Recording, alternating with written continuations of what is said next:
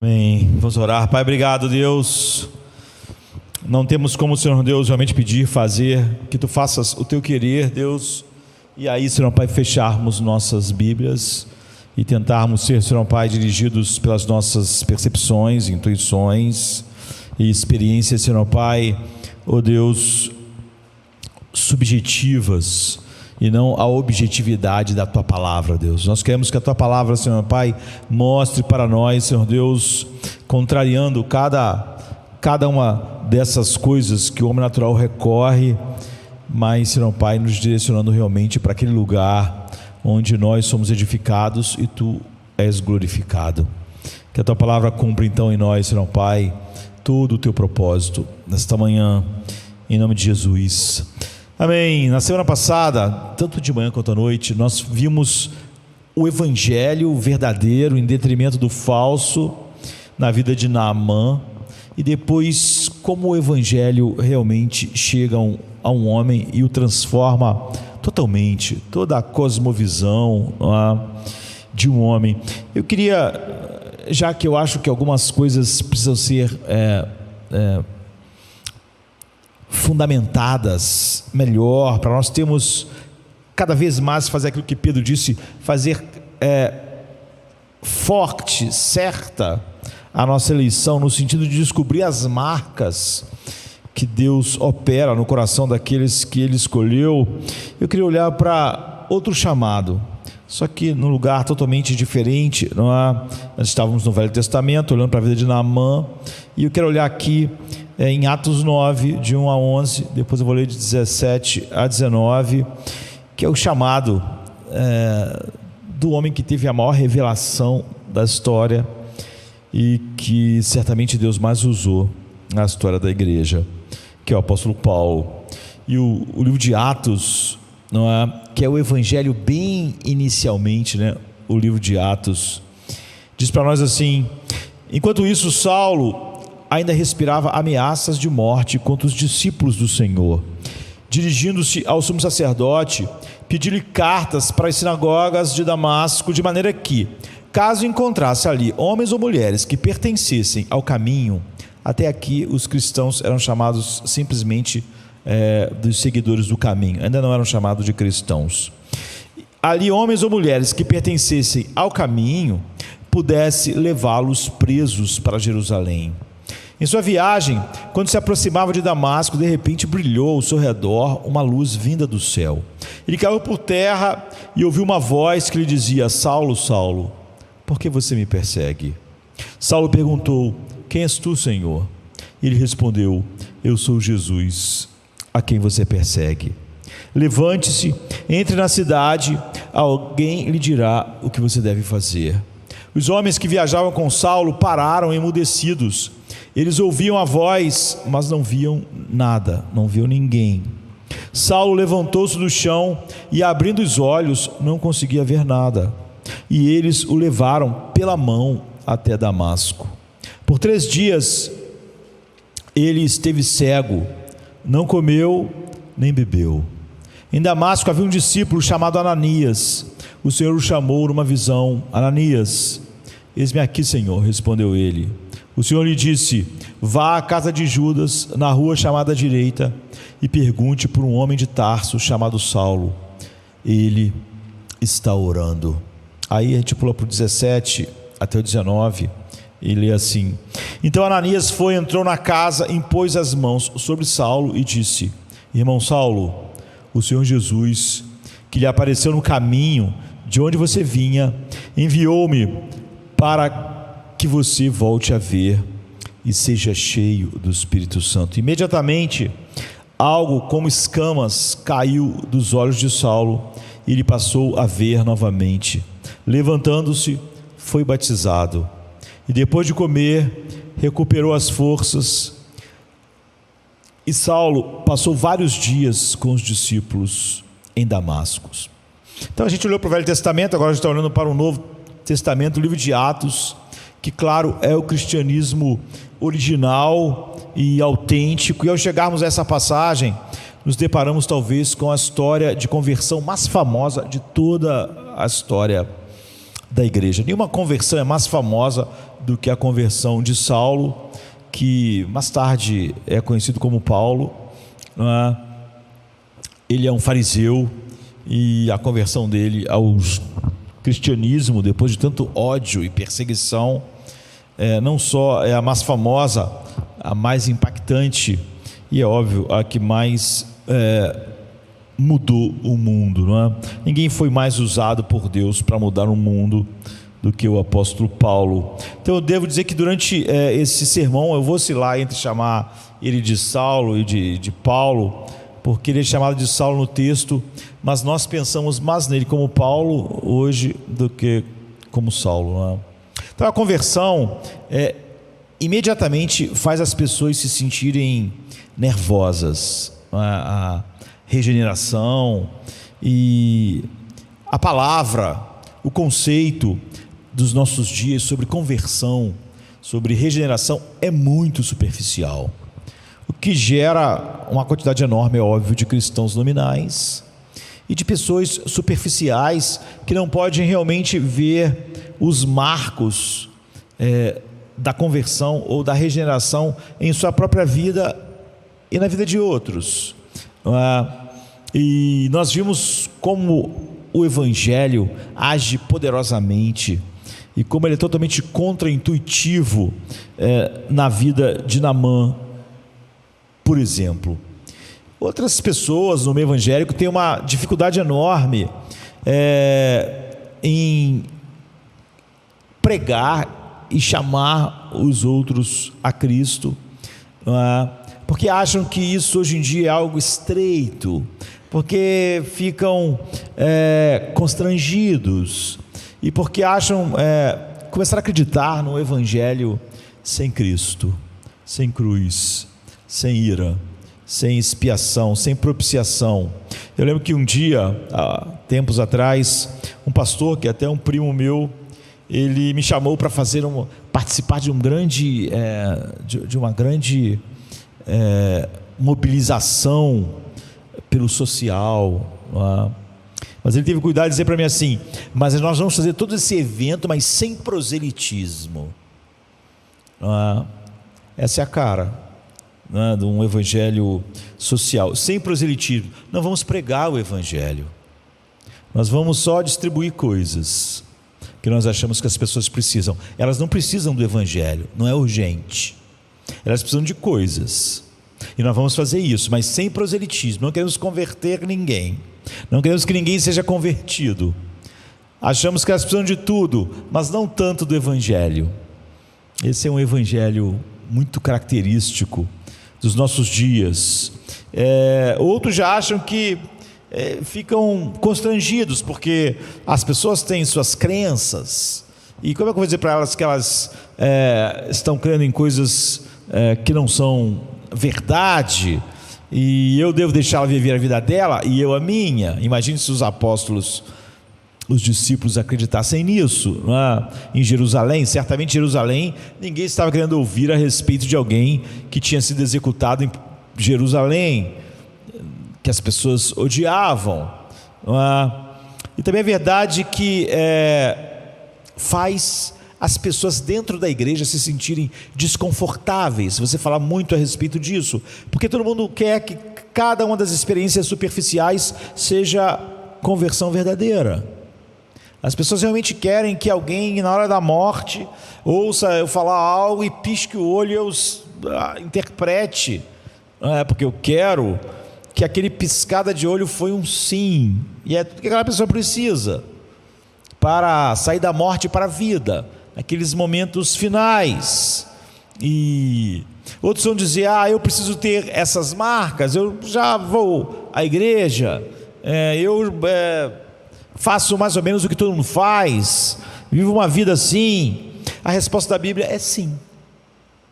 A resposta da Bíblia é que sem isso as pessoas estão perdidas. Mateus 18:3 diz: se você não se converter, não poderá entrar no reino de Deus. Quem está falando? Jesus. É claro, é direto, as pessoas podem não gostar, não é? E em João 3 Jesus diz: se você não nascer de novo, não pode entrar no reino de Deus. É a mesma coisa, não é? Converter, nascer de novo, não há nenhuma possibilidade de se estar no reino de Deus porque está na igreja, porque simplesmente foi batizado, se nós não nascermos de novo. Então, essas duas coisas estão falando sobre a mesma coisa, que assim você precisa ser convertido se você de fato foi feito um filho de Deus. Mas na Bíblia, as histórias reais de conversão são diversas.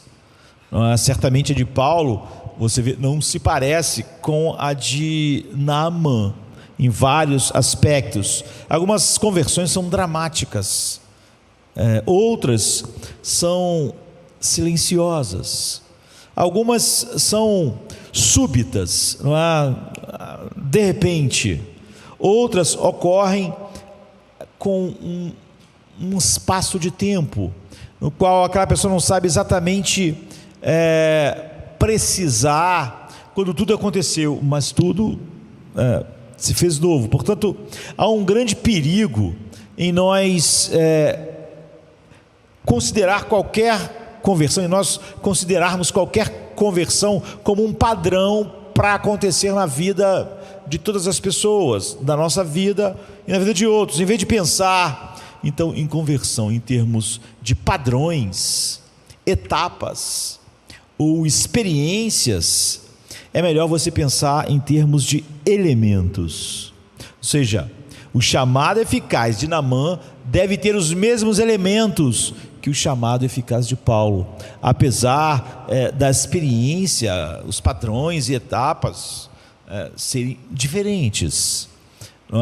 Então há certos elementos que devem estar presentes se você realmente foi convertido, se você foi regenerado. E se esses elementos não estiverem presentes, não foi. É por isso que toda a superficialidade deve ser varrida para longe. E os 3 episódios da história de Paulo aqui são, talvez, eu diria, uma das melhores representações desses 3 elementos que certificam na minha vida que eu nasci de novo, que eu fui convertido. E é preciso ter cuidado, porque nada é mais importante sobre a nossa vida do que se nós realmente fomos regenerados e convertidos. E os 3 elementos, para a gente colocar em palavras que todos podem guardar na mente facilmente, em vez de frases, nós podemos pegar esses elementos aqui da conversão de Paulo e, com uma palavra só, definir cada um desses elementos que devem estar lá. E o primeiro, eu diria que é uma colisão. Não há conversão ou regeneração sem uma colisão. E, em segundo lugar, tem que ter o elemento da escuridão. Esses elementos são indispensáveis: colisão, escuridão e, finalmente, aceitação. Então, aqui no nosso texto, a colisão está nos versos de 1 a 5, e a escuridão está nos versos de 6 a 9, e por fim a aceitação está nos versículos finais que eu li, 17 a 19. Então vamos olhar simplesmente essas 3 coisas: colisão, escuridão, aceitação. Fácil guardarmos, e talvez não tão fácil, mas essencial, crucial, que identifiquemos isso em nossas vidas e na vida daqueles que nós pregamos a verdade, em vez de simplesmente sermos superficiais e falarmos para alguém repetir uma palavra e fazer um gesto e falar que ela nasceu de novo.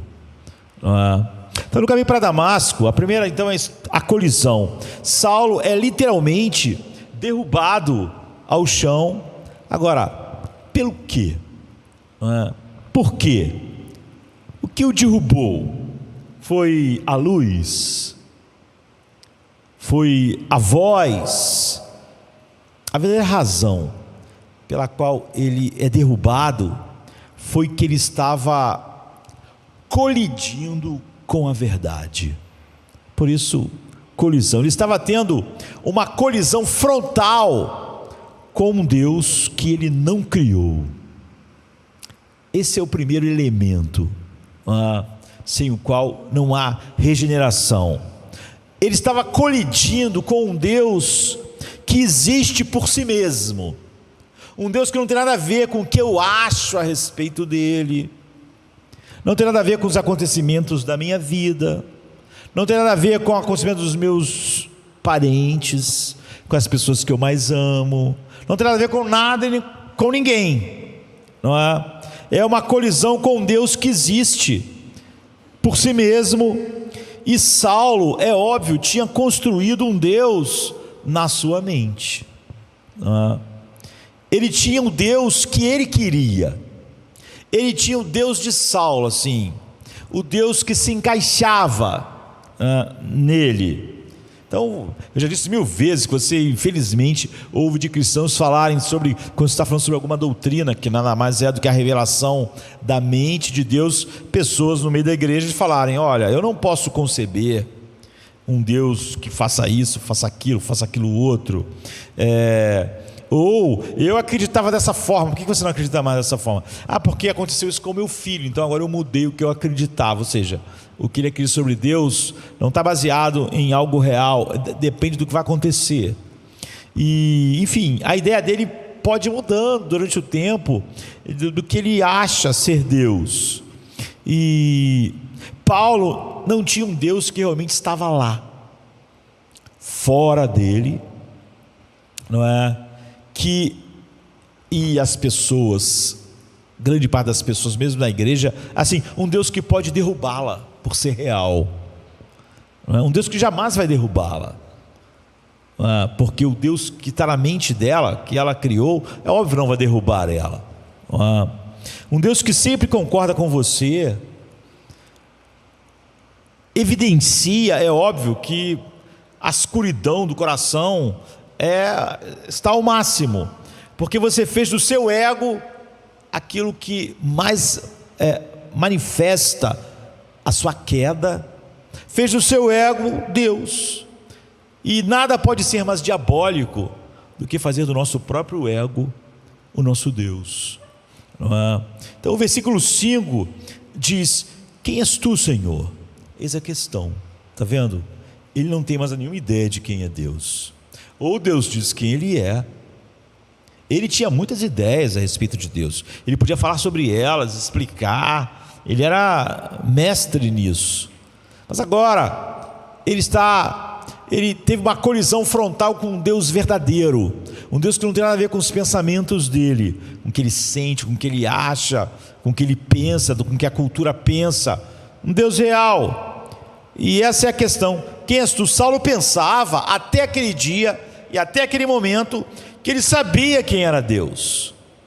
Ele era zeloso para esse Deus de alguma maneira dava forma a toda a sua vida, a todas as suas escolhas, a toda a sua agenda. Ele pensava, por exemplo, que Deus jamais poderia se tornar um homem, um ser humano.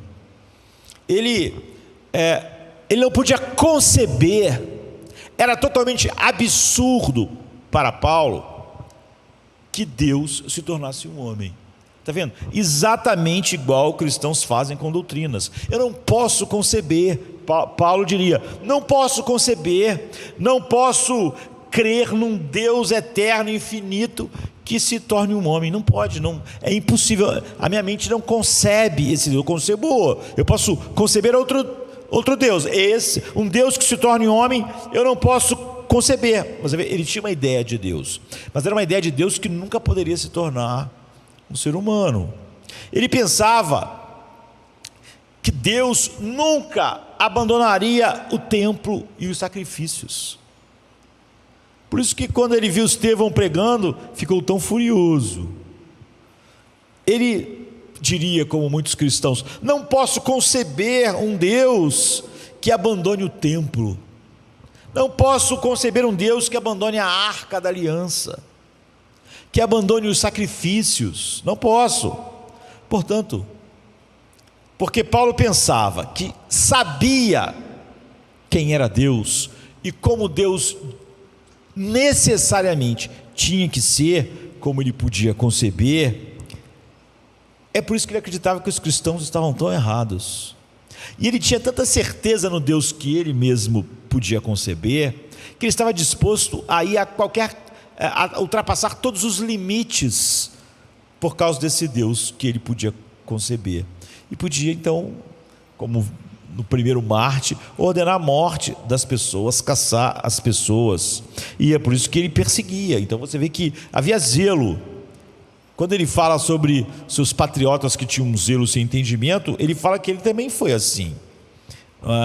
Então o que acontece no caminho para Damasco é que ele descobre que o Deus que ele tinha era um Deus que ele construiu. Aquele Deus que ele não podia conceber que se tornasse homem. Então ele tinha construído. O Deus que ele acreditava, ele construiu. Era o Deus que ele queria. Não era o Deus que realmente estava lá, independente da mente dele, independente dos sentimentos dele, independente da existência dele. Era um Deus que tinha realmente uma realidade própria.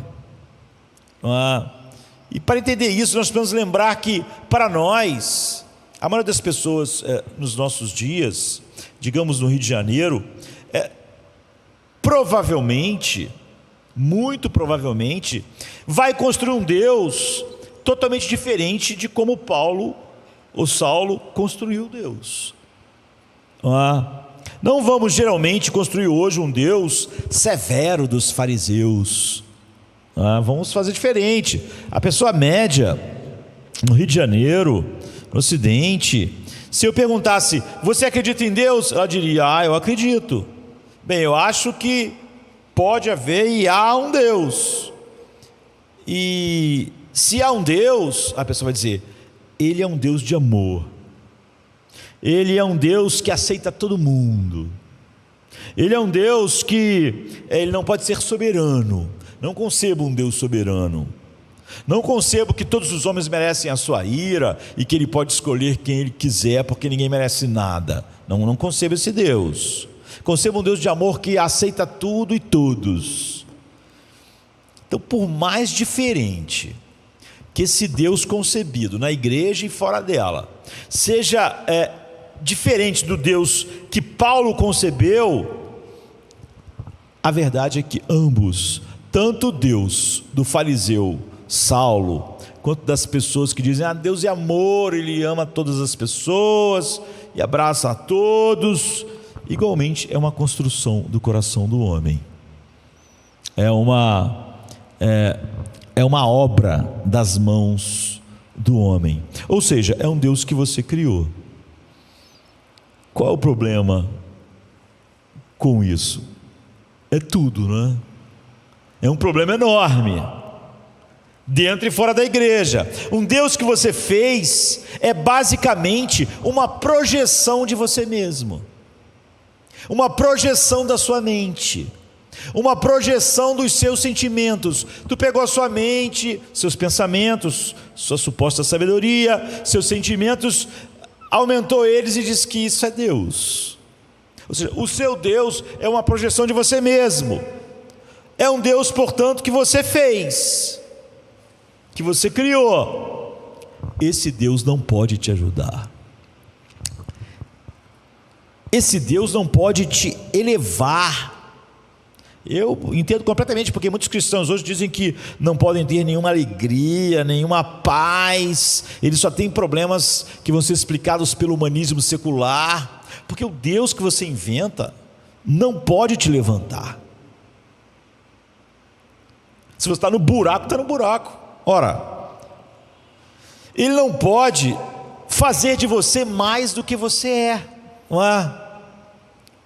Porque algumas pessoas podem ouvir os melhores sermões, como a gente viu o Gease, que era discípulo, né, de Eliseu, ou tantos outros exemplos, e você nunca muda, você sempre é igual. A maneira que você reage à vida, às pessoas, a tudo, é sempre a mesma. Por quê? Por que isso acontece? Porque você construiu um Deus. Às vezes, em alguns pontos, esse Deus, o Deus verdadeiro, realmente se encaixa em alguns pontos. Jeroboão, por exemplo, ele adorava obedecer a Deus.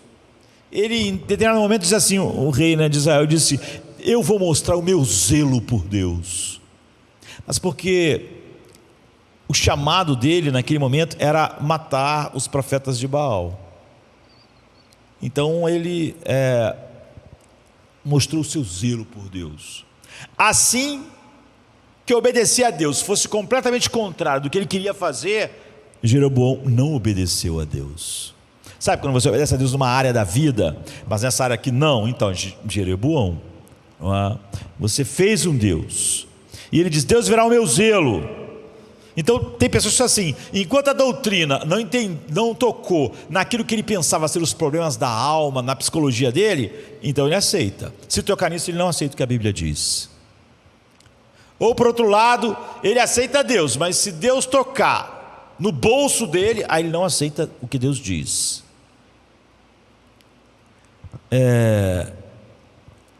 E eles estão sempre por aí, pessoalmente, pela internet, fazendo perguntas, mas eles não querem descobrir o que Deus diz a respeito das coisas, porque se eles perguntarem a alguém que diga a eles o que eles não querem, eles vão procurar até achar o pastor que diga o que eles querem ouvir.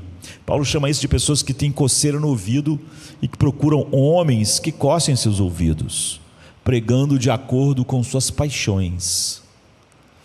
Então veja, se um Deus que você fez é realmente apenas você aumentado, você ampliado, então esse Deus não pode realmente te converter, não pode te regenerar, não pode te dar um novo coração. Por quê? Se o teu Deus é o teu próprio coração, como é que ele pode mudar o seu coração? Se o teu Deus é uma ampliação da sua própria mente, como é que ele pode te dar uma mente nova? Se o Deus, você concebeu ele estando morto, como é que ele pode te regenerar? Como é que ele pode te dar vida, estando morto em seus delitos e pecados? Como é que ele pode fazer você nascer de novo? Não pode. Então eu não me admiro de pessoas na igreja terem os mesmos recursos do mundo, explicar sua alma a partir do homem caído, e falar que acredita em Deus, porque óbvio, ele acredita no Deus que ele concebe, e o Deus que meu coração criou não pode mudar meu coração. Admito que ele não tem nada mudando, acontecendo na vida dele, não pode. Esse Deus não pode te mudar, porque a ampliação de você mesmo não pode mudar você. Ele não pode nem te ajudar. No dia da tua maior aflição, esse Deus não pode te ajudar, porque ele não é maior do teu coração que está aflito. Ele é só o que o teu coração concebeu. Eu não posso conceber, mas isso aqui eu posso conceber. Então, isso que o seu coração pode conceber não pode te transformar ou te ajudar, porque ele não é maior do que o teu coração, que é a fonte dos teus problemas. E esse Deus que você concebe, esse Deus que você cria, ele só enxerga as coisas como você enxerga. Ele só enxerga como prioritário o que você enxerga. Ele só pode se encaixar nas doutrinas que você determinou. Ele só pode tocar nas áreas da sua vida que você quer que ele toque. Ele não é real. Ele é apenas uma construção do teu coração. O que você mais precisa era de um Deus real, um Deus com realidade, um Deus que pode se chocar com você, colidir como ele colidiu com o apóstolo Paulo, um Deus que é muito maior do que o seu coração. Ao longo dos anos, muitas pessoas às vezes, tanto o sentimento de inadequação, como o de orgulho, vem das nossas concepções falsas. Quando atingidas, você então se enche de orgulho, diz que tem uma grande autoestima, e quando não atinge aquilo, você se vitimiza, não é? Então você se sente inadequado. Então, pessoas assim, ao longo dos anos que eu conversei, que se sentem um fracasso, que têm dúvidas sobre si mesmas, claro, parte das pessoas não são assim, tem um problema oposto, né? Mas eu os conhecia e como o pastor dizia assim: você acredita no Deus da Bíblia? No Deus que se revelou? E as pessoas diziam: não, eu acredito em Deus, eu acredito que há um Deus de amor. Então eu pergunto: e esse Deus te ajudou com as tuas dúvidas sobre você mesmo? Suas dúvidas na sua alma? E a pessoa diz: bem, na verdade não, é por isso que ela é daquele jeito. Eu dizia: então eu vou te dizer por que isso é assim. 1 João 3,20, um dos versos favoritos meu na Bíblia, diz: se o nosso coração nos condena ou nos condenar, Deus é maior que nossos corações. O que significa? Seu coração te condena e você se sente mal consigo mesmo, mas Deus vem e diz: não, você está errado. Você está errado sobre quem você é.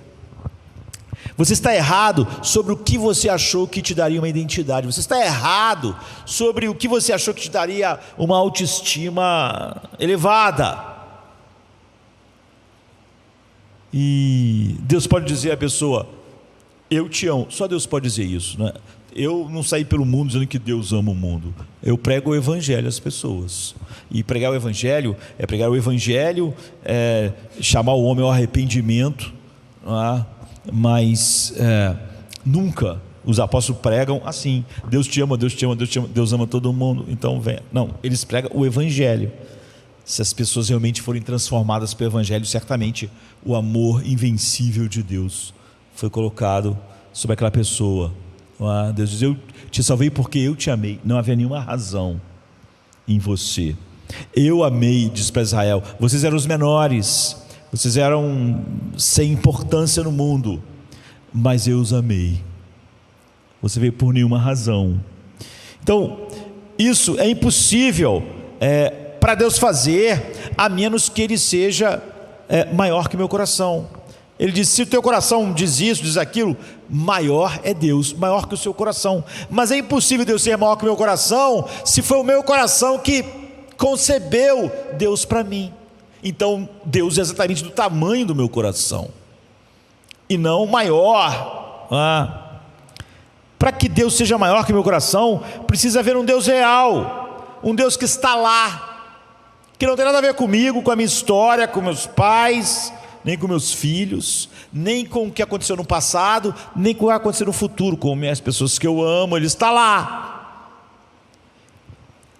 um Deus real. E a menos que você tenha um Deus que de outras maneiras te diz coisas que você não quer ouvir, que você não gosta, que você naturalmente não ia chegar àquela conclusão, que você diria ser contrária às tuas ideias, um Deus que pode te contradizer, um Deus a quem você se curva e diz: eu aceito, eu vejo, mesmo que você não goste de tudo o que você vê inicialmente, não goste de tudo que seja dito a você inicialmente, eu sei que Deus está lá, que Ele disse isso. Somente se você tiver um Deus assim, Ele pode te dizer que você é amado quando você se sentir um lixo, mas também pode dizer que você é miserável, pobre, cego e nu quando você se sente o máximo.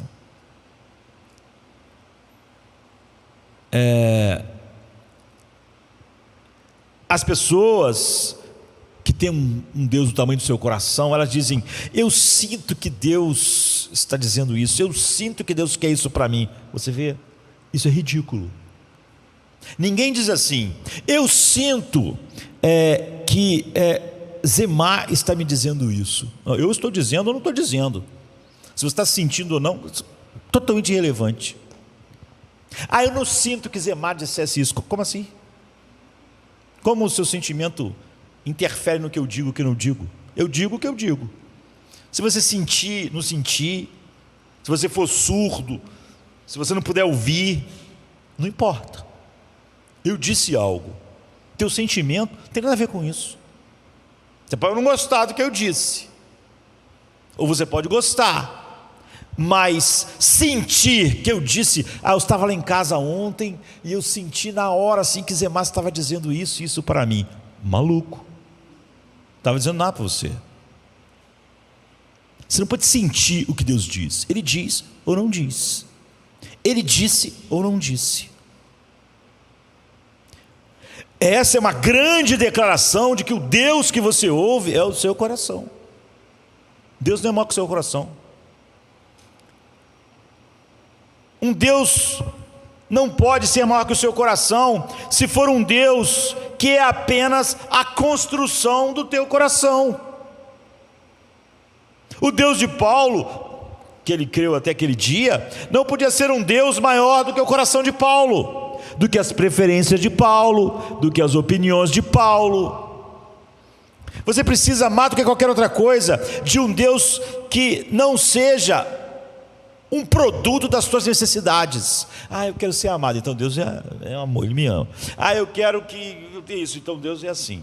Eu quero que Deus seja, eu preciso tanto de carinho, então eu preciso que Deus seja assim. O Deus não é fruto das suas necessidades. Deus é Deus. Se você sente necessidade, se você não sente, se Ele está de acordo com ela, se Ele não está.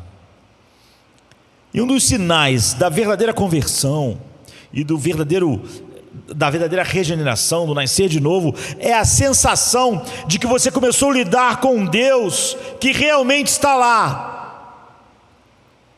Ele não pensa ou sente como você. Você pode ver homens que foram tremendamente abençoadores enquanto estavam restritos à Bíblia, que falaram coisas terríveis quando resolveram deixar os seus sentimentos falar. John Stott, por exemplo, um grande teólogo, quase tudo que ele falou é maravilhoso, mas aí no final ele flertou com o aniquilacionismo. Por quê? Porque a Bíblia dizia alguma coisa a respeito disso? Ele mesmo admitia que não, mas ele não conseguia se sentir confortável com a ideia das pessoas sofrendo eternamente. Você vê? Sentir. E porque ele sentia algo, ele acha que aquele algo devia ser daquela forma. Só que isso só mostra que a nossa visão de pecado e a de Deus é muito diferente. Nós, quando achamos uma pena pesada demais para um crime, é porque nós achamos o crime menor. É óbvio que os seres humanos, naturalmente, acham um ser humano muito mais importante do que a glória de Deus. Portanto, quando eu vejo que a pena correta para pisar na glória de Deus é um castigo eterno, eu acho desproporcional. Porque eu não acho que a glória de Deus tenha o valor que um ser humano tem. Principalmente se for um ser humano que eu conheço e gosto, mas de maneira geral. Então, é óbvio que o Deus que eu posso conceber não merece tanta glória assim. Muitas pessoas me disseram: eu pensei sobre isso, eu refleti sobre isso, e eu descobri, e agora eu acredito que Deus é assim. Ou então as pessoas dizem: olha, eu refleti sobre isso. Que nada, ele leu um livro que algum outro homem escreveu, que ele supostamente acha ser um grande teólogo. Mas Paulo era um expert. Nós não lemos o livro de alguém e chegamos à conclusão de quem Deus é. O que Deus disse em sua palavra? Pode ser a pessoa que eu mais admirava, mas ele está dizendo agora algo que não está de acordo com o que a Bíblia diz, está de acordo com o que a cultura quer. E agora a pessoa diz: eu acredito que Deus é assim. Então você vê, Deus é uma construção não só da mente e do coração dela, mas da opinião de outros homens que estão dando as suas opiniões mesmo sendo um homem da estatura de John Stott, que não está de acordo com a Bíblia. Ela não pode dizer, não, até aqui estava ótimo, mas nesse finalzinho aqui está errado. Nem para o coração dela, nem para pessoas que ela admira e supostamente podem dizer para ela como é Deus. Esse é um Deus de construção. Você vê, ele construiu Deus com o seu coração, com livros que ele leu, e enfim. Quando você está sendo regenerado, convertido, você sente que há um Deus vindo até você, como Paulo naquele dia. Um Deus que está lá fora, um Deus que está lidando com você e mostrando coisas que você não quer ouvir, pensou em nunca ouvir e certamente não gostaria que fosse dito a você, te dizendo coisas sobre você, sobre teu coração, sobre tua alma, sobre aquelas coisas que você falou que era uma síndrome, dizendo que é pecado, coisas que você não quer ouvir, que você não gosta de ouvir, e até dizendo coisas sobre ele que você não gosta. Um Deus, eu gosto de um Deus de amor, um Deus assim, um Deus assado, eu não gosto. Não, ele diz coisas assim. Agora, você tem um Deus real, você está vendo? Não é um Deus que você concebe. Não é assim, eu acho que Josemar deve ser assim, eu concebo ele assim. Não. Você encontra ele e ele é real. Por ele ser real, ele não tem nada a ver com o que você concebe.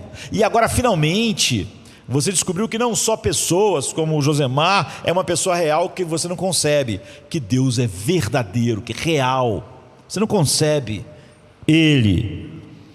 E agora você tem um Deus pessoal, não um Deus da sua imaginação. C.S. Lewis, em um dos seus relatos sobre sua conversão, ele escreve: antes que Deus se aproximasse de mim, essa é a linguagem de alguém que está sendo regenerado. É Deus que está se aproximando. Paulo estava buscando Deus, alguém já buscou Deus. O próprio Paulo vai escrever: não há quem busque o Deus real, nenhum sequer, ninguém. E ele diz assim: tornei-me consciente de que estava contendo algo ou excluindo algo. Senti que me foi dada ali, e então, uma visão real de alguém. Quer eu gostasse, quer eu não gostasse. E eu poderia querer, se não houvesse nada realmente transcendente acontecendo, ficar com as minhas próprias ideias a respeito de Deus. Mas eu fui tomado por isso. E a gente pode dizer que nós escolhemos, porque do ponto de vista do que nós estamos experimentando, é isso que parece, mas apesar de parecer, está acontecendo o oposto. Agnósticos amigáveis vão falar alegremente sobre a busca do homem por Deus. C.S. Lewis diz: para mim, eles poderiam muito bem falar sobre a busca de um rato pelo gato, de um bandido pela polícia. Então, essa imagem é ótima, de um rato procurando um gato. Falar que um homem buscou a Deus, ele diz, é a mesma coisa disso. Ratos não procuram gatos. Gatos caçam ratos. Gatos encontram ratos. Ratos fogem dos gatos. Não é? Ele está dizendo que se você realmente procurou por Deus e leu vários livros e então descobriu Deus no que você pode acreditar, então tenha certeza, esse não é um Deus real. O ser humano nunca busca o Deus real. Se você buscou Deus, leu livros, até que a tua mente chegou a uma conclusão, então esse não é o Deus real. Para ser convertido significa que Deus é que vem atrás de você, aproximando-os, C.S. Lewis diz, na velocidade inconcebível, na velocidade da luz. Você sente um Deus realmente ali, lidando com você. Você diz, bem, como isso pode acontecer? Como pode ser? Deixa-me dar um relato pessoal da minha própria vida, né? Quando eu era garoto, eu tinha mania de ler a Bíblia e não gostar de algumas partes.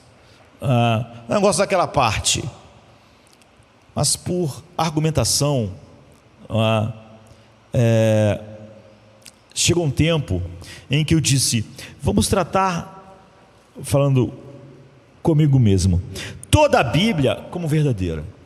E, portanto, vamos aprender sobre o Deus que a Bíblia apresenta, sem nenhuma das minhas ideias. Quando eu fiz isso, adivinhe, você automaticamente obtém um Deus que é real e que não tem nada a ver com o que você pensa, sente ou imagina. Um Deus que você, muitas das vezes, não gosta. Então, você pode, no momento em que Deus começa a mover você, não gostar da soberania de Deus, da salvação soberana. Não importa se você gosta ou não gosta, aquilo é a verdade, não é? O Evangelho, tu começa a descobrir que não se parece com o que você pensa, mas te ofende, que é um escândalo, para a tua mente, que é uma ofensa para as suas sensibilidades. Paulo diz: nós pregamos Cristo crucificado, que é um escândalo para os judeus, é uma loucura para os gregos. Você descobre isso, algo que te ofende, algo que te escandaliza, algo que é tão diferente do que você pode e concebeu para Deus, que você se sente ofendido. Você, não importa de que cultura você seja aqui no Ocidente, no Oriente, de qualquer país, ou também não importa de que século você seja. Paulo no primeiro século, vimos Naamã 7 séculos antes de Cristo. Algo sobre o Deus da Bíblia irá ofender você. E agora você tem um Deus real. O Deus da Bíblia ofendeu tudo que Naamã pensava sobre a vida, mas séculos depois, em outra cultura, ofendeu completamente esse homem de Tarso. Agora você tem um Deus que pode te contradizer, que pode argumentar com você, que pode te dizer coisas que você não gosta sobre o seu caráter, sobre os seus sentimentos. Agora você tem um Deus real. Pense se você levasse um manequim de uma loja para a sua casa, um manequim de loja de departamento, e você conversasse com ele o dia inteiro. Ele nunca te responde. Você tinha que imaginar o que ele diz. Ele nunca discute com você. Ele nunca faz nada. Ele nunca te contraria. Ele nunca te diz algo que te ofende. Mas ele não é uma pessoa real. Mas se você tem um Deus real, e o Deus da maioria das pessoas é um manequim de loja, mas se você tem um Deus real, então às vezes ele pode te enfurecer, sabe? Ele pode dizer: vai para Nínive, e você quer ir para Tarsis. E você pode até ir para Tarsis a princípio, mas ele fazer você ir para onde ele quer que você vá. Se você realmente olha para a Bíblia assim, como em um momento da minha vida finalmente eu fiz, e aceita o Deus da Bíblia, e se curva, e vê que Ele é real, e não tem nada a ver com você, mesmo que você não goste de tudo o que Ele disse inicialmente, agora você tem um Deus real. Você está indo em direção a Deus real, e então é por isso que há uma colisão. O Deus que meu coração imaginou nunca colide comigo. O Deus que Paulo serviu a vida inteira nunca colidiu com ele. Nunca. Agora você tem um Deus que é maior que o teu coração. Pessoas que são regeneradas, que são convertidas, são aquelas que começam a sentir: estou lidando com um Deus real. E porque Ele é real, Ele colide com todos os meus pensamentos, com todos os meus sentimentos, com todas as minhas opiniões. Esse Deus real diz: os meus pensamentos não são os seus pensamentos. Assim como o céu é mais alto que a terra, os meus pensamentos são mais altos que o teu. Ou seja, a distância é enorme. Esse é o Deus real. Só a conversão quando você colide com o Deus real. Tudo em você achava algo, pensava algo, criava um Deus que se encaixava. Agora esse Deus real vem e é uma grande colisão. É óbvio que esse Deus não cai. Quem cai é você. Esse é um elemento da regeneração. Se não tem ele, não houve. O homem pode se enganar, mas só para um dia bater com esse Deus real fora desta vida. E a segunda coisa então é o que? Depois da colisão, é a escuridão. Que eu falei, isso é a segunda coisa. Há muitas pessoas que ficam pensando que, por ser como foi, a conversão de Paulo é repentina. Eu diria que ela é dramática, sim, mais do que a maioria. Sim, havia uma luz brilhante demais, havia Jesus falando, os outros não tiveram toda a experiência, mas parte dela. Sim, nós temos que admitir que foi extremamente dramático isso aqui, mas tudo que é dito mostra que a conversão de Paulo não foi repentina, e isso é o que nós queremos olhar quando falamos que depois da colisão com o Deus real vem a escuridão. Então observe, por exemplo, que Jesus não diz no caminho de Damasco: Saulo, ajoelhe-se, quero que você me peça para entrar no seu coração. Saulo, levanta a mão. Saulo, repete comigo essa oração: Senhor Jesus, Senhor Jesus. Não tem isso. Tem isso na igreja de hoje em dia, não tem isso na Bíblia. Jesus não diz isso para ele: abre o seu coração para eu entrar no seu coração. Levante a mão, fale isso e repita a oração. Ele não faz isso. Conversões superficiais e falsas fazem isso. É óbvio que aquela pessoa ali vai continuar acreditando no Deus que ela concebe. O que Jesus faz é mergulhá-lo na escuridão, mergulhar Paulo na escuridão. Ele fica cego e vai para uma cidade, não é? Damasco. Note que Jesus não diz: aqui está o que você... Não, ele diz: apenas vá para a cidade, cego como você está, e eu vou lidar com você depois. E diz que Saulo se levantou e ele não podia ver nada. Ele estava na escuridão agora. Eles o levaram pela mão para Damasco. Por 3 dias ele ficou cego, mas não só isso, ele não comeu e ele não bebeu, o que é mais complicado para o nosso organismo. 3 dias sem beber. Agora, por que a cegueira? As pessoas ficam especulando. Claramente, uma das coisas que Deus poderia estar fazendo era mostrar a Saulo: olha, você estava espiritualmente cego. Estou apenas tentando enfatizar esse ponto com essa cegueira, da cegueira da sua alma.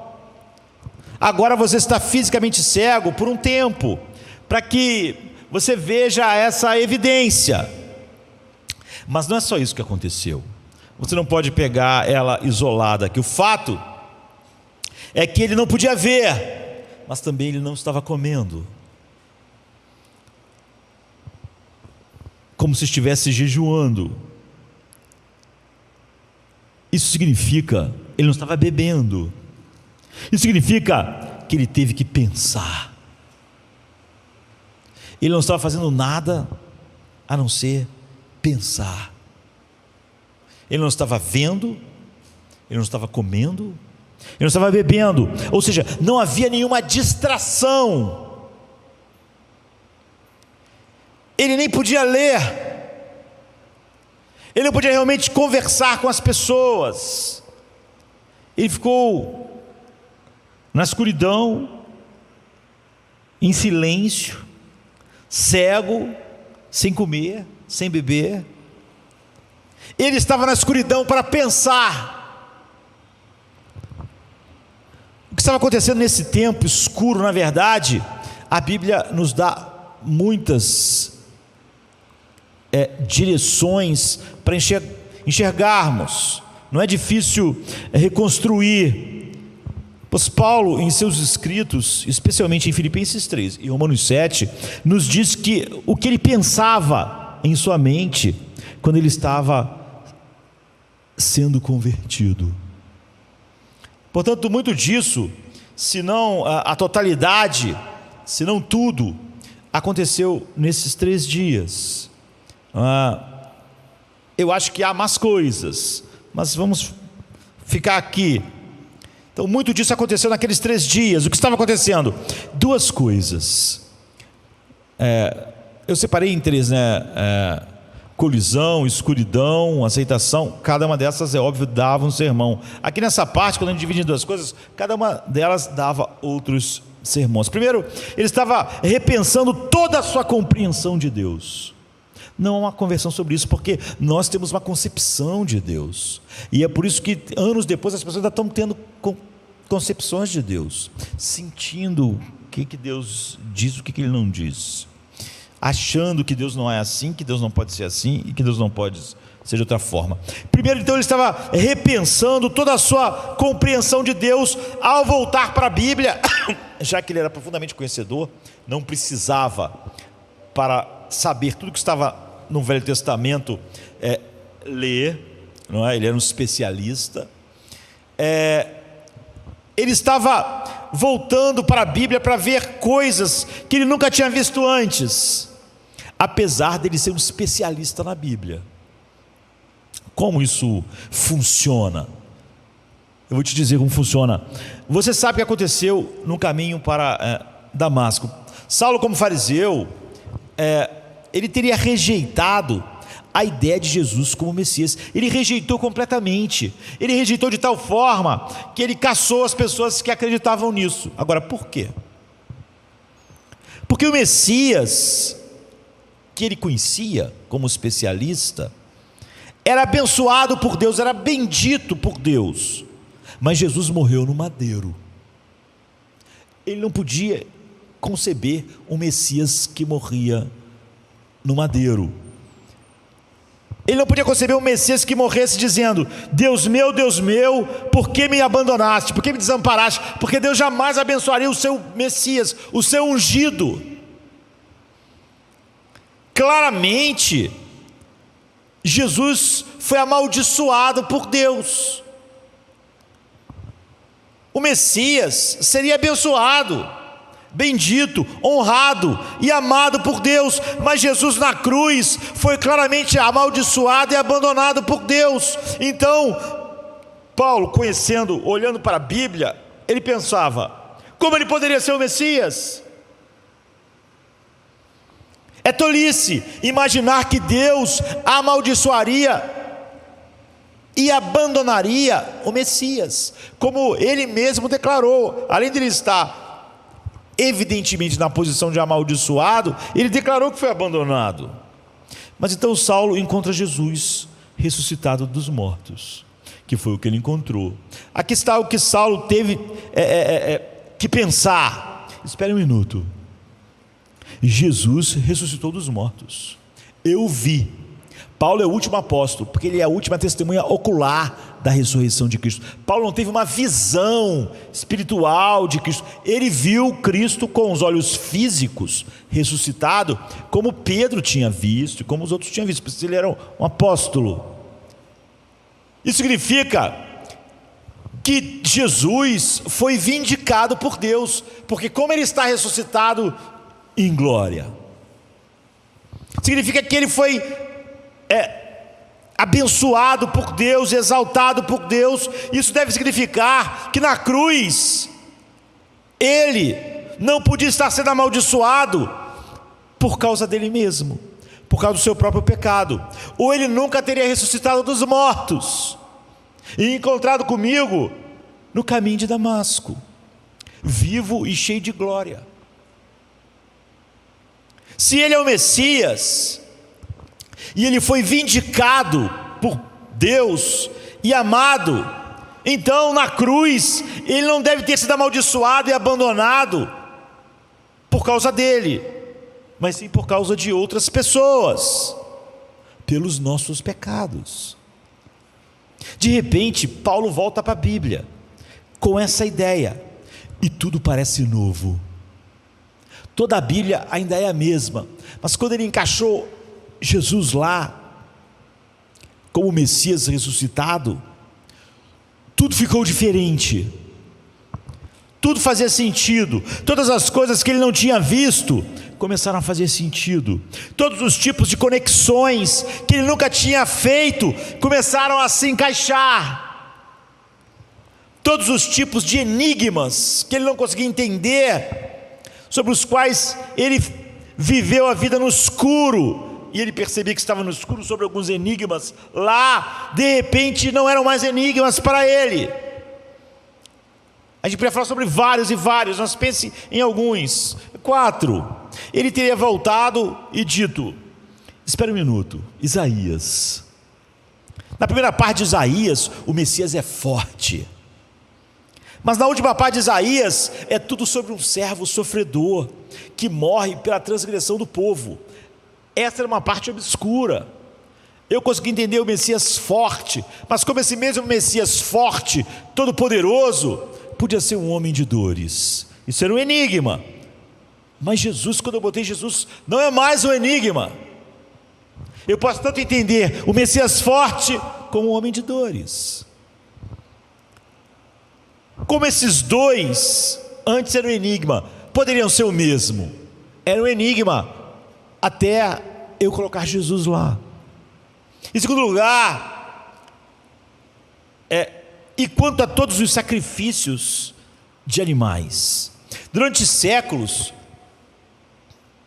é o que está na escuridão, na mente de Paulo, não é? Não come, não bebe, nada o distrai. Ele está com Jesus e a palavra de Deus. Durante séculos estivemos sacrificando animais para expiar nossos pecados. Derramamos o sangue de touros, de cabras, de cordeirinhos na Páscoa. Mas como os animais mortos poderiam expiar pecados? Davi sabia que não expiava. Todos nós sabíamos que o sangue dos animais não podia expiar pecados. Não faz sentido, era um enigma para nós. A menos que todos aqueles sacrifícios apontassem para o sacrifício de Cristo.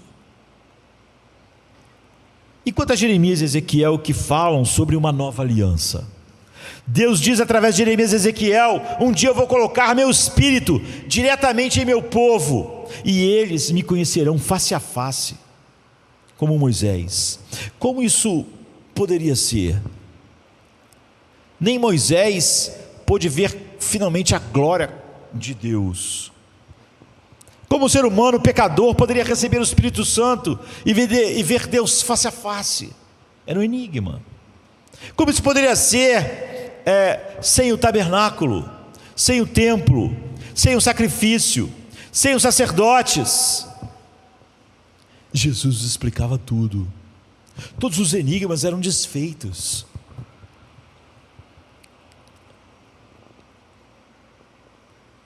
A ideia de que alguém pode crer no Evangelho e ser regenerado sem entender o Evangelho é uma das loucuras da nossa época. A ideia de crer em algo que eu não sei. Eu creio no que você creu? Não sei. Mas eu criei, então esse cara está salvo. Paulo diz: como podem crer se não há quem pregue? Como? Como eles podem crer no que eles não sabem? Mas é porque a nossa geração quer salvar as pessoas, mas salvar só psicologicamente, quer que elas se sintam bem, mesmo que elas estejam perdidas. O que é diabólico. Fazer alguém se sentir bem estando na beira do precipício morrendo. Ou até a promessa de Abraão. Lembre-se da promessa de Abraão. Deus diz a Abraão: eu vou, através de ti, eu vou abençoar todos os povos da terra, e a salvação vai chegar a todos os lugares do mundo. Como isso poderia acontecer? A salvação está restrita aos judeus em Cristo.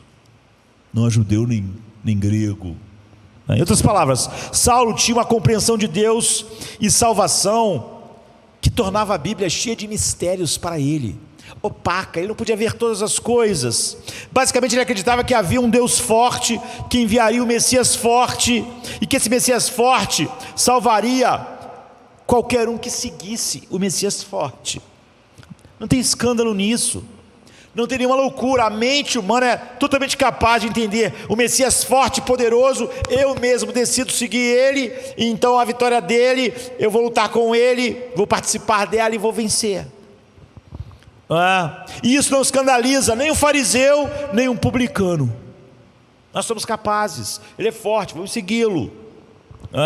Se você reunisse sua força e obedecesse ao Messias, então você seria abençoado, bendito e bem-sucedido. Então um Deus forte envia um Messias forte e salva pessoas que são capazes de por elas mesmas obedecerem. Mas espere um pouco, e se Deus enviar o seu filho fraco e sofredor, que morre na cruz pelo pecado, então Deus pode salvar qualquer um. Os fracos, os indignos, os que nada são, como Paulo escreve em 1 Coríntios capítulo 1. Porque ele não está salvando porque o homem é assim ou assado. Aqueles que são salvos são qualquer um que ele quiser. Na verdade, qualquer um que o Espírito Santo torne forte para ver sua fraqueza absoluta, que é a única força que realmente o homem não tem, precisa ser infundida no homem, a força para ver a sua nulidade. Qualquer um que seja levado a admitir que são completamente incapazes, que não há nada de bom neles, que eles são um fracasso moral. Naturalmente ninguém faz isso. As pessoas, quando se sentem capazes, elas supostamente têm uma autoestima que elas constroem que vai desabar depois, mas elas têm, e elas então acham que são melhores do que os outros. E quando elas não conseguem isso, então elas se vitimizam, têm pena de si mesmas e chafurdam na autocomiseração. Então você é salvo pela graça. Quando ele entendeu que o Messias tinha sido amaldiçoado, abandonado por nós, e então ele voltou com isso para a Bíblia, de repente tudo parecia diferente, nada mais era opaco para Paulo. E é assim que funciona, não é? Pessoas que estão sendo convertidas, regeneradas, quer que tenham lido a Bíblia uma ou duas vezes, em algum ponto da sua vida, ou crescido num lar evangélico, quando ele realmente é regenerado, o que ele diz é: alguém acendeu as luzes. Eu sempre tinha lido a Bíblia, mas eu li a Bíblia com o Deus que eu concebia, ele não encaixava. A Bíblia era cheia de problemas, a Bíblia era um livro fechado para mim, e de repente se abriu. Não tem nada a ver com o humanismo, nem com o que eu penso. Ou seja, quando você é regenerado, você pode ser como um Lutero, que era um monge, era professor da Bíblia. Mas ele disse: quando eu entendi, então era como se estivesse aberto a porta do paraíso. Aqui está o que abre: a ideia de um Messias crucificado, a ideia da salvação pela graça soberana. O que nos leva à segunda coisa que eu falei. A primeira coisa que ele estava fazendo na escuridão, sem comer, sem beber, sem distrações, era repensar completamente toda a sua compreensão de Deus, tudo que ele havia concebido a respeito de Deus. Mas a segunda coisa que ele estava fazendo era repensar completamente quem ele era. Porque se Deus não tinha nada a ver com o Deus que ele concebeu, todas as ideias sobre ele também estavam erradas, eram falsas. Até aqui é onde eu tenho certeza de que a conversão de Paulo, a Bíblia deixa claro que não é repentina. Em Atos 26, quando Paulo relata essa história de conversão, de novo, para outro público, ele cita algo que Jesus disse, que não é mencionado no texto que nós lemos, que não está. Porque Jesus diz: Saulo, Saulo, por que tu me persegue? aqui. Mas em Atos 26, Paulo menciona que Jesus disse algo mais. Ele disse assim: Saulo, Saulo, por que você me persegue? A mesma coisa. Mas aí Paulo acrescenta nessa, quando ele está contando para outras pessoas, algo que Jesus disse: duro é para ti recalcitrar contra os aguilhões. Um aguilhão é um bastão com uma ponta afiada, que quem conduzia gado, mas quem conduzia ovelhas, pastores, usavam para as ovelhas irem para a direção certa. Quando eu digo que o bastão de uma ponta afiada, é que espetava, machucava, se você fosse na direção oposta à do aguilhão. Era duro para a ovelha ir na direção oposta. Espetava, doía, machucava. Porque, como você sabe, como eu já disse, isso é bom ficar na nossa mente, a gente somos chamados de ovelhas, mas ovelhas são animais estúpidos. As coisas, eu não quero ofender as ovelhas, porque certa vez Spurgeon disse que a gente acha as ovelhas estúpidas, e elas são mesmo. Mas se as ovelhas pensassem, elas iam pensar: espera lá, o ser humano é muito mais estúpido do que nós, tem um conhecimento muito maior e continua indo para todos os lugares errados. Então ele diz que no mundo das ovelhas, ele diz: vocês sabem que os homens são estúpidos, mas elas não falam, então vamos ficar só a gente falando delas. Então a comida é para lá, mas as ovelhas vão para outro lugar. A segurança está aqui, do lado de lá há um penhasco, as ovelhas vão para o penhasco. Se uma ovelha pular no penhasco, todas as outras pulam atrás. Você já estava vendo um vídeo na internet que tinha que atravessar um rio, as ovelhas não iam de nenhum. O pastor pegou uma ovelha, eu até salvei o vídeo para depois usar para alguma coisa. O pastor pegou uma ovelha assim, de uma quantidade enorme de ovelhas, jogou uma ovelha no rio, todas as outras pularam depois que ele jogou a primeira.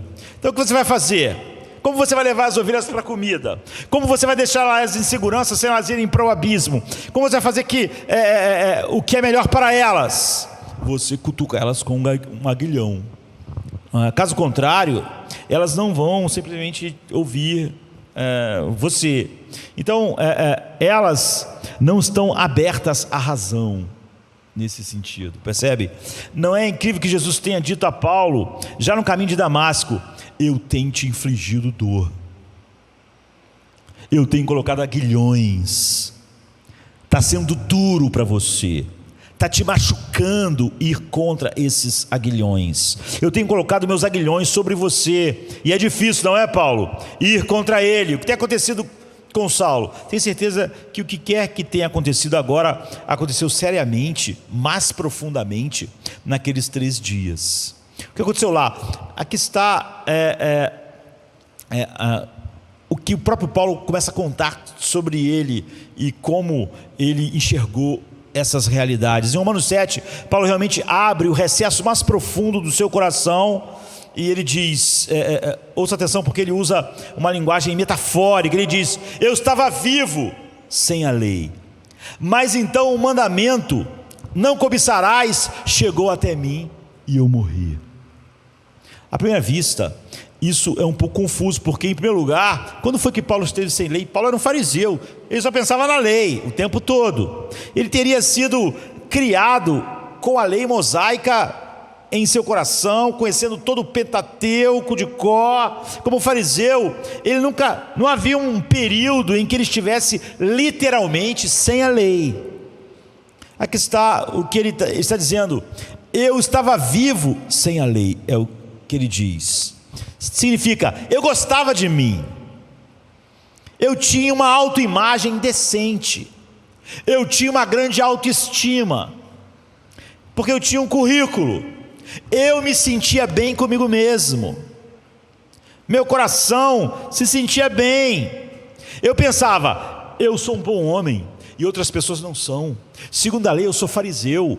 Nos fariseus eu sou o melhor, sou o principal. Segundo a lei, eu sou irrepreensível. Eu estou fazendo a vontade de Deus. Eu estou vivendo em conformidade com a sua lei moral. Eu tenho uma paixão por Deus. Então ele diz: eu estava vivo, me sentia vivo, me sentia vibrante, me sentia cheio de vida.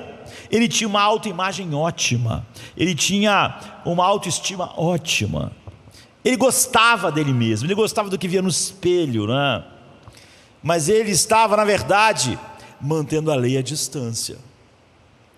O problema, ele disse, era o 10º mandamento. Foi isso que atravessou ele como um dos aguilhões mais pontudos.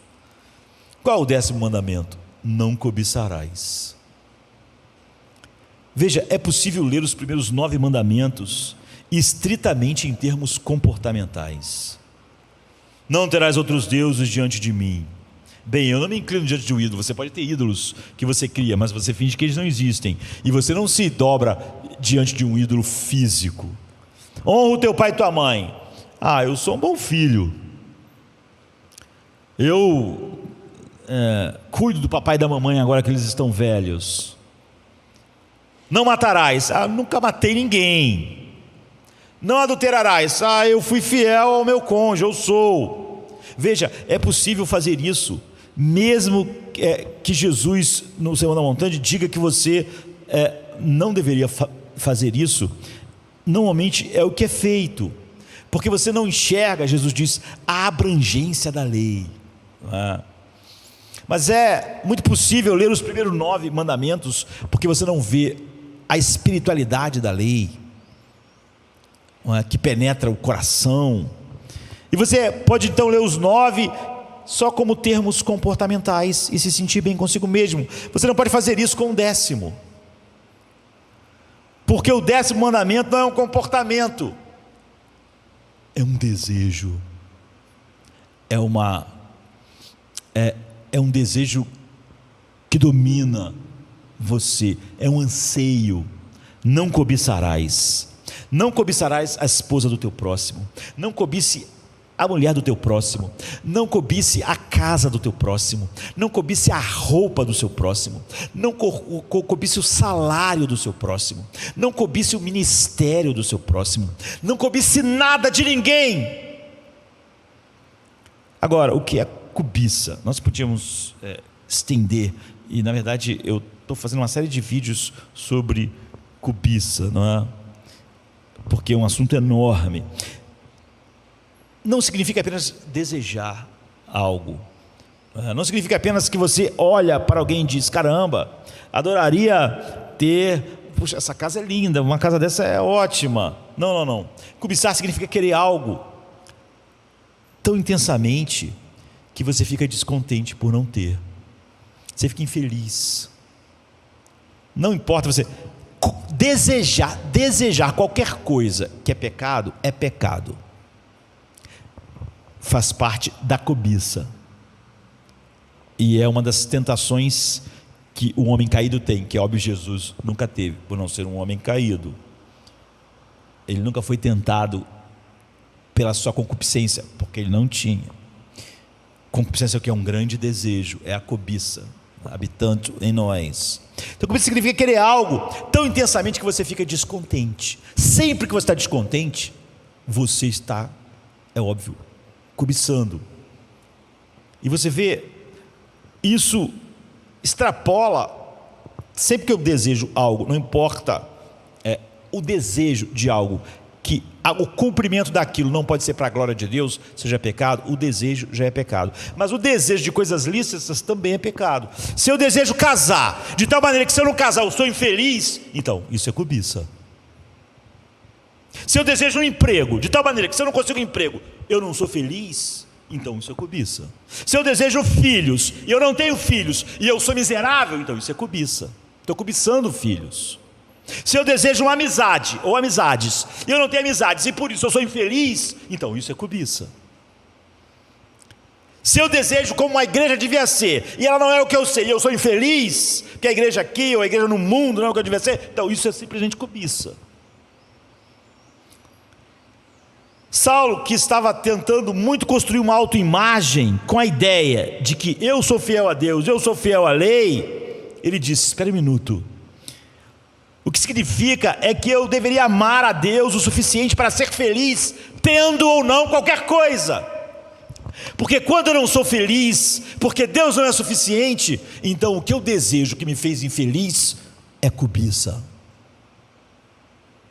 Quando eu desejo que as pessoas me respeitem, e porque eu acho que eu mesmo sou infeliz, quando eu desejo ser reconhecido e eu acho que não estou sendo reconhecido, isso é cobiça.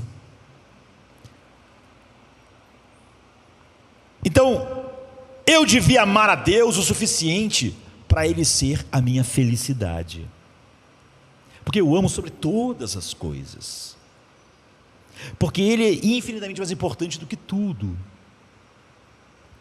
Eu deveria amar tanto a Deus e estar tão satisfeito com Deus e seu amor, que eu devia estar sempre contente em qualquer situação. É isso que ele está dizendo quando está dizendo que aprendi a estar contente em toda e qualquer situação. Então espera um minuto. Saulo disse a si mesmo: bem, eu sei que eu deveria ser assim, eu deveria amar a Deus com todo o meu coração, alma e força e mente, de tal maneira que nada me deixasse descontente ou infeliz. Mas eu não faço isso. Ele diz: quando esse mandamento chegou até a mim, eu morri. O que significa que ele morreu? Seu sistema inteiro de pensamento e a base da identidade dele, da sua autoimagem, da sua autoestima, se desfizeram.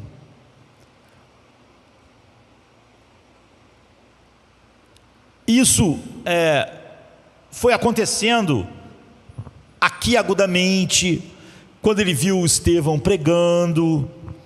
Aqui estava Estevão, em Atos 6 e 7, e ele dá um relato incrível do Evangelho.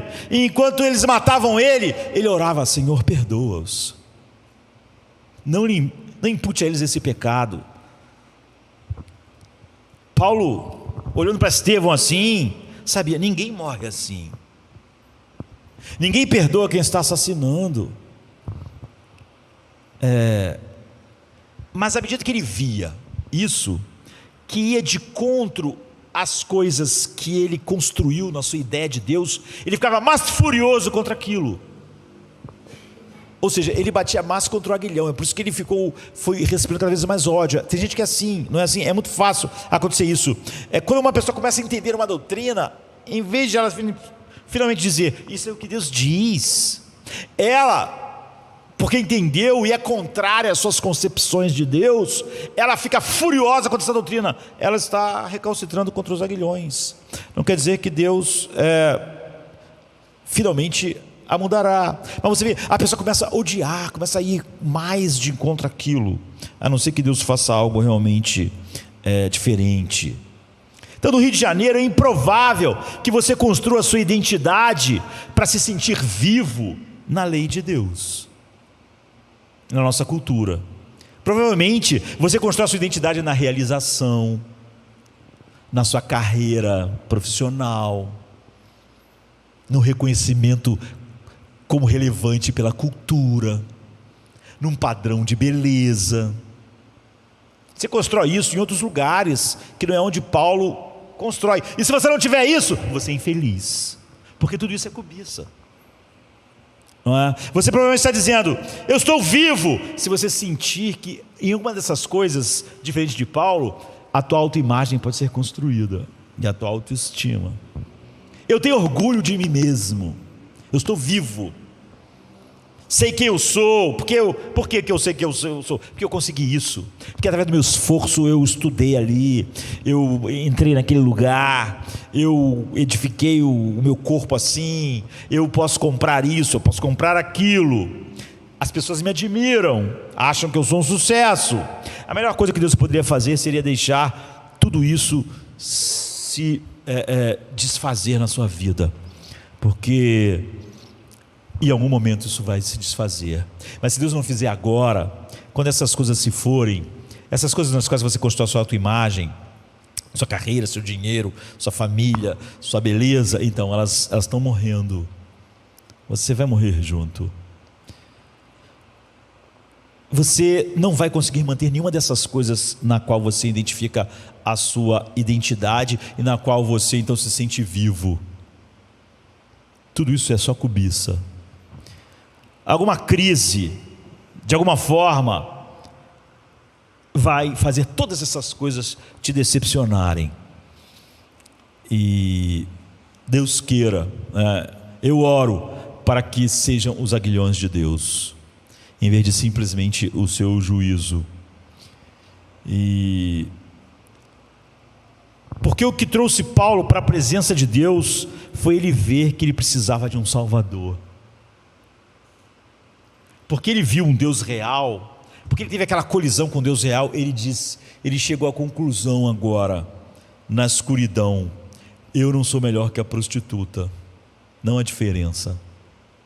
Ela estava edificando as coisas numa outra coisa que não era Deus, e eu também. Ela estava cobiçando tudo, insatisfeita, e eu também cobiçando e insatisfeito se essas coisas fossem tiradas de mim. Foi isso que estava acontecendo na escuridão. Ele estava pensando em quem ele era, agora que ele viu quem Deus era. Ele estava repensando sua identidade. Ele estava repensando: por que eu tenho essa autoimagem boa a meu respeito? Por que eu tenho essa autoestima? Por que eu gosto do que vejo? E ele chegou à conclusão: eu não posso continuar assim. Eu não posso ganhar minha própria salvação. Meu currículo não vai durar muito me dando essa satisfação, o reconhecimento das pessoas, todas essas coisas. Eu não sou competente para salvar a minha própria vida. Eu não vou conseguir manter isso. E quando isso cair, tudo cai junto, minha identidade, tudo. Eu preciso de um Salvador. Ele disse: quando a lei entrou, não cobiçarás, eu morri. Quem me livrará do corpo desta morte? Você não vê que a conversão, obviamente, não é apenas adotar uma estrutura moral. Que dirá levantar a mão e fazer uma oração? As pessoas pensam: você vai querer que eu seja de uma igreja que tenha determinados comportamentos. A conversão é infinitamente mais do que um chamado para uma estrutura moral. Paulo tinha isso profundamente. A conversão, se é alguma coisa, é um desafio à sua autojustiça, à sua imagem construída na cobiça, que logo trará e traz esse mundo infeliz de insatisfação. Ninguém está feliz, né? O cara achou que era o corpo, mas depois não era tudo aquilo. Cobiça é uma desgraça. A Bíblia chama das concupiscências da mentira, do engano. A cobiça da mentira está sempre mentindo para nós. Você vai se sentir bem, vai ter uma autoimagem se seu corpo for assim. Mentira. Ele viu que não podia se salvar, e isso colocou naquela à beira do abismo de tudo que ele acreditava. Não haveria nada melhor que Deus pudesse fazer a não ser levar você para isso. Então, colisão, escuridão e o abraço, para encerrar.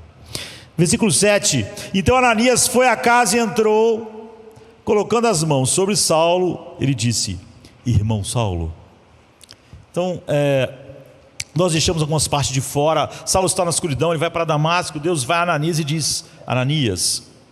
Ele depois disse: Senhor. E Deus diz: eu quero que você vá até Saulo, porque ele está orando.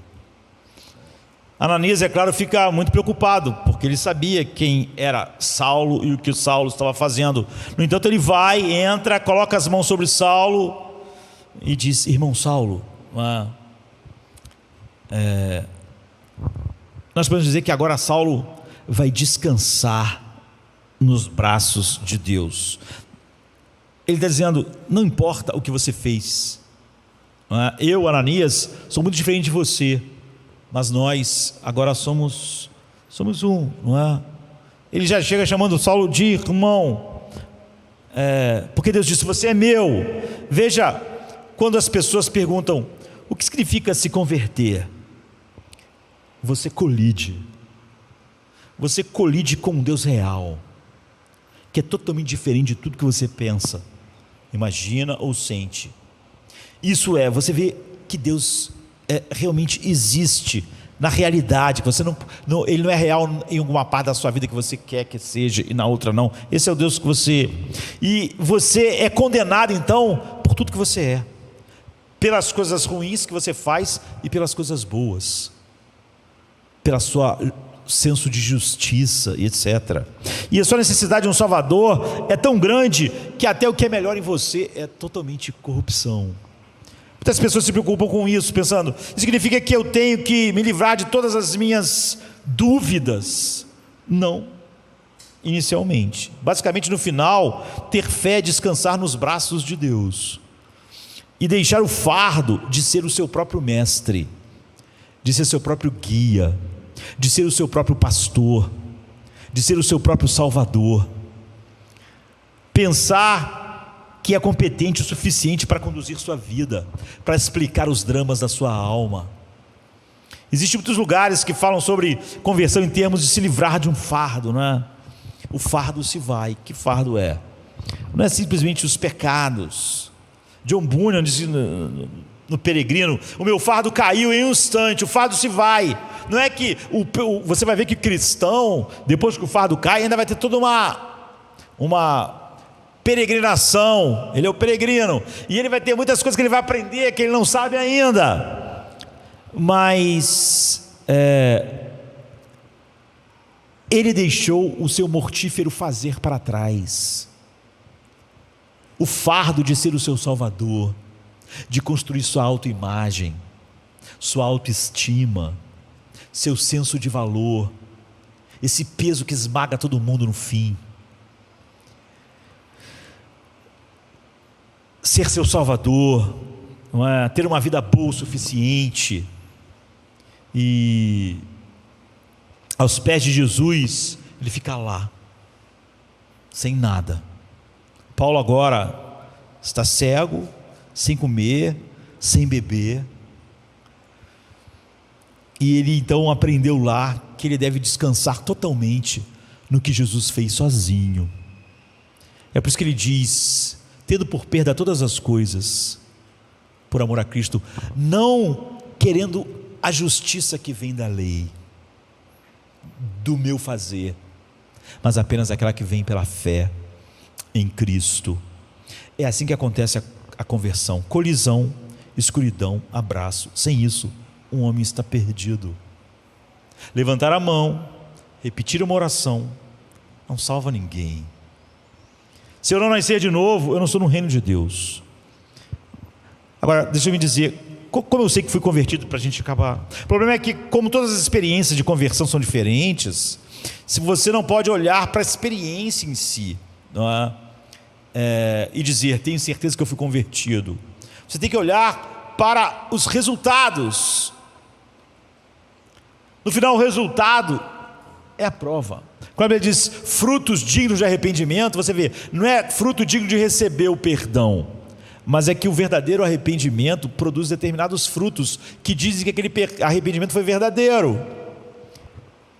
Um fruto digno de um verdadeiro arrependimento. No final, a maneira de saber se você foi convertido, regenerado, é o tipo de vida que resulta. Se você continua concebendo um Deus, ele não se choca com você. Existem três coisas que eu vou falar para a gente encerrar. Na verdade, essas três coisas seriam 3 pontos de um outro ótimo sermão se transformasse nisso, mas realmente é apenas a forma de concluir. Há 3 coisas que resultam da conversão de Saulo, da regeneração de Saulo, que é verdade para todos nós. Primeiro, intimidade com Deus. Deus diz a Ananias assim: vá para a casa de Judas na rua direita e fale com um homem de Tarso chamado Saulo, porque ele está orando. Por que isso é tão importante para Deus? Ele está orando. Por que Deus disse isso? Saulo está orando. Já se passaram 3 dias. Agora vá até ele. Por quê? Porque ele está orando. Agora, pense um minuto. Saulo é um fariseu. Ele orou a vida inteira. Tudo que ele fazia era orar, estudar a Bíblia. Ele provavelmente, como os fariseus, orava pelo menos 7 vezes por dia. Bem, sim, mas uma coisa é falar as suas orações, outra coisa é orar. Se você ora para o Deus que você concebeu, você não está orando, não é? Está falando com o seu próprio coração. Jesus fala sobre isso no Sermão da Montanha. Ele diz que os líderes lá pensavam que seriam ouvidos por repetir muitas palavras certas. Mas veja, é uma coisa de ter um relacionamento de negócios com Deus. Orações assim, um relacionamento frio, comercial. Você faz isso, eu faço aquilo. Eu estou fazendo isso, você tem que fazer aquilo. Se eu fizer isso, Então você faz aquilo outro. É como se Deus estivesse numa negociação com você. Deus é o seu parceiro de negócios. Você só pode orar a Deus como Pai. Quem não é filho de Deus não pode orar a Ele. E você só pode orar a Deus como Pai se você está em Cristo, porque Ele é o caminho para o Pai. Sem Jesus, não é que Jesus que é o único caminho para Deus. Sem Jesus você vai encontrar Deus como Deus e seu juiz. Mas você só encontra Ele como Pai pelo caminho que é Cristo. Quando você fala com Deus como Pai, isso é oração verdadeira. Falar com Deus, Satanás pode falar, mas ele não ora. Portanto, pela primeira vez em sua vida, Saulo teve intimidade com Deus, o Deus real. E no segundo lugar, sacrifício. Mais uma vez, esse é um dos lugares que não está no trecho que nós lemos, está no meio em que ele conversa com Ananias, mas que é fruto essencial. Deus e Ananias estão conversando e diz: mas o Senhor disse a Ananias: vá, este homem é meu instrumento escolhido para levar meu nome diante dos gentios. Eu mostrarei a ele o quanto ele deve sofrer por causa do meu nome. A maioria de nós não foi chamado para ser apóstolo, não, nenhum de nós foi, né? Mas mesmo a maioria de nós não foi chamado para ser missionário em terras distantes, ou pastor, ou qualquer coisa.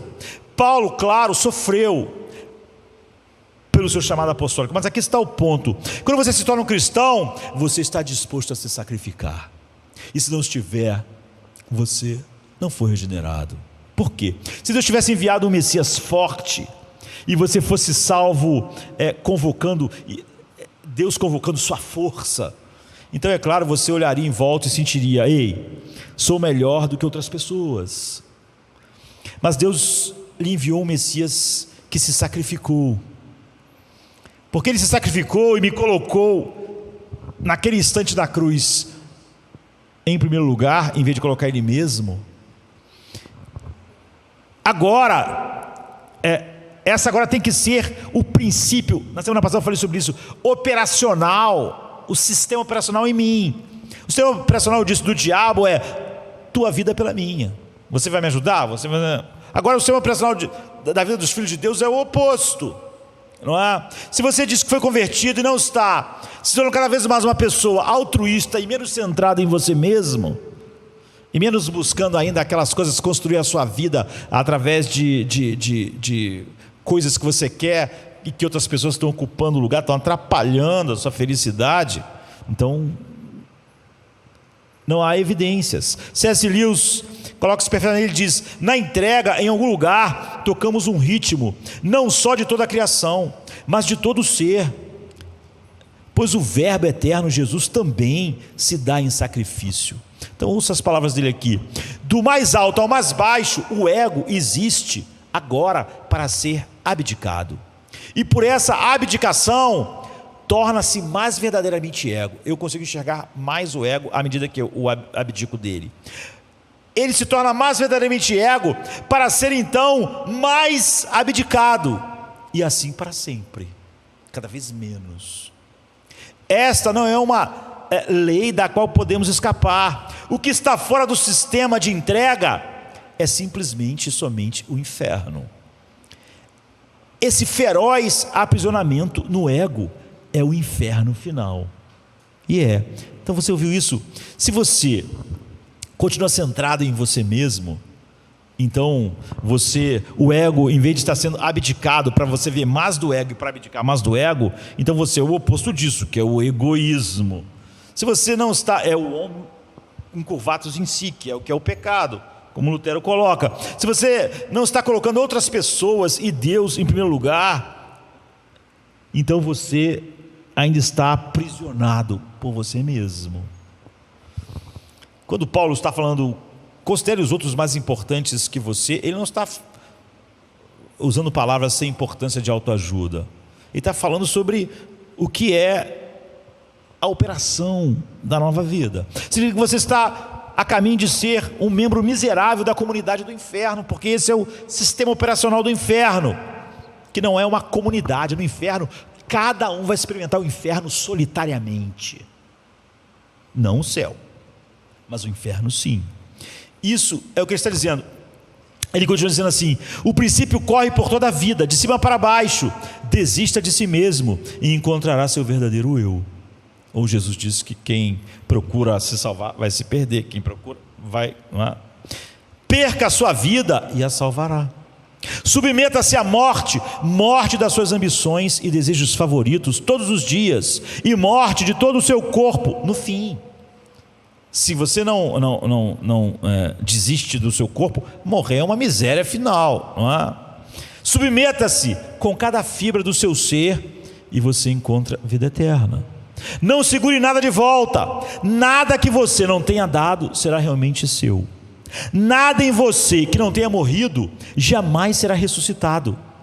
Busque por si mesmo e a longo prazo você encontrará apenas ódio, solidão, desespero, raiva, ruína, decadência, inferno. Mas procure por Cristo e você o encontrará, e com Ele tudo mais lhe será dado. Por último, há um desejo por comunidade. É realmente incrível que você deixe para os últimos segundos, não é, algo tão importante, mas é uma das coisas mais interessantes no texto. Você notou que quando Jesus Cristo converte Saulo, ele diz: Saulo, Saulo, por que você me persegue? Saulo diz: quem és tu, Senhor? E Jesus diz: eu sou Jesus, a quem você está perseguindo. O ponto é, Paulo poderia dizer: como eu posso estar perseguindo a ti? Tu está falando do céu? Estou perseguindo os cristãos, não estou te perseguindo. Mas ele diz: quando você persegue eles, você me persegue. Por quê? Porque quando você se torna um cristão, você não é apenas salvo em um relacionamento individual com Jesus. Ele está lá, mas você é salvo em um corpo de crentes, todos os quais são parte do corpo de Cristo. Estamos ligados, há uma conexão, temos um espírito em comum. Ananias pode realmente falar: irmão Saulo. Jesus está dizendo: eu estou em cada cristão, Paulo. Quando você persegue eles, você me persegue, e eles estão um no outro.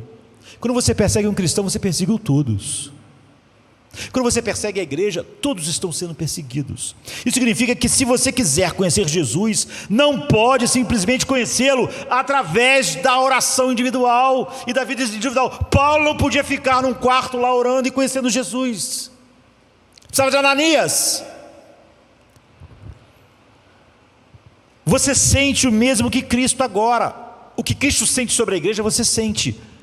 Você perseguia a igreja, Saulo, você me persegue. Você se torna como Cristo. Você perseguiu a igreja, você me persegue.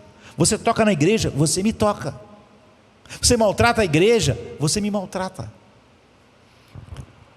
Isso é tão anti-ocidental, não é? Você tem que estar profundamente envolvido na comunidade, porque francamente há muito de Jesus que você nunca vai ver, a não ser e exceto no rosto de um irmão e de uma irmã. Portanto, não existe um cristianismo solitário como opção. Você vai ver o maior homem da história do evangelho na cadeia, ele não estava com a igreja, não era por opção. Mas você vê o desejo dele: venha Timóteo, traga Marcos. Pessoas convertidas amam a igreja de Cristo. Qualquer um que diz que tem um relacionamento ele com Deus, que ele é a igreja, não foi convertido. A conversão faz você ter o sentimento de Cristo. Você perseguiu a igreja, Saulo, você estava me perseguindo. Então, a colisão, versículos 1 a 5.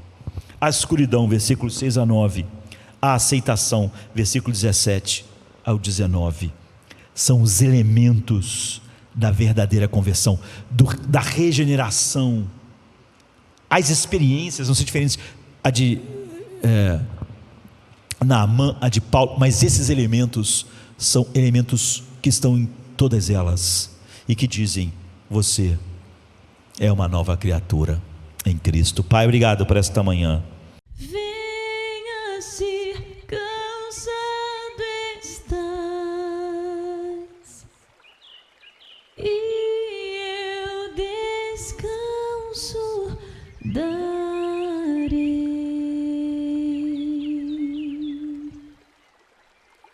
tu descansarás.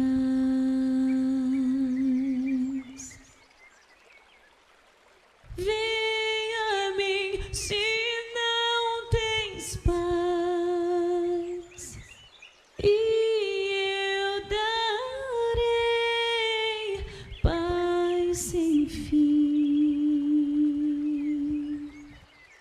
Terás paz sem fim. O meu jugo é leve, o meu fardo graça dá. Tome tua cruz, te darei a paz.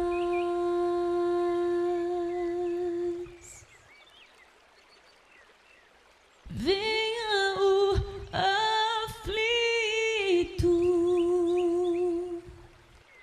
e lhe darei paz, minha paz darei.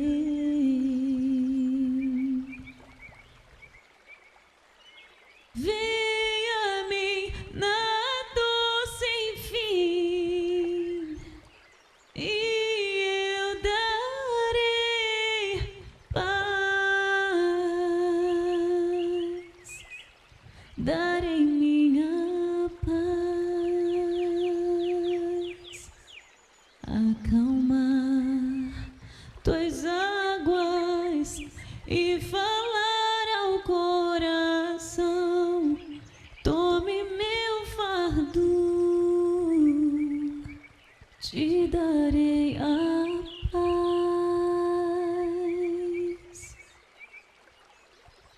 Venha a mim,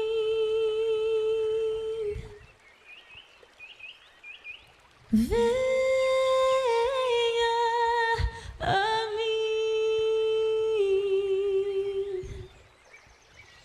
venha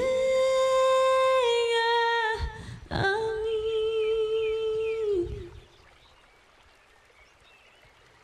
A minha graça te chama,